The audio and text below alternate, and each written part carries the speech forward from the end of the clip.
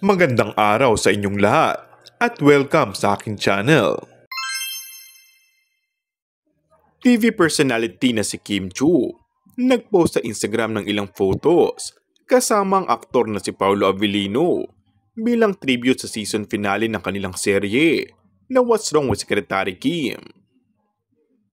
Maraming salamat po for watching and supporting What's Wrong with Secretary Kim. It was indeed a memorable one, and we are all thankful for all your support. Sulat nito sa kanyang post.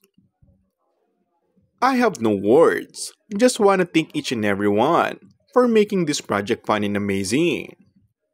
Hindi rin ito nakalimutan ng rumored boyfriend ni si Paolo. Say pa nito, nice one boss, Paolo Avellino, dagdag pa niya. Tila naging emosyonal naman si Kim habang sinasabi niya, thank you for the love and support and for always reminding me na nandyan kayo lagi para suportahan ako. Nagpasalamat din ng Kim po sa patuloy na pagtangkilik ng mga manonood sa serye na lagi nagtitrending online dahil sa mga nakakakilig na eksena ni na Secretary Kim at BMC.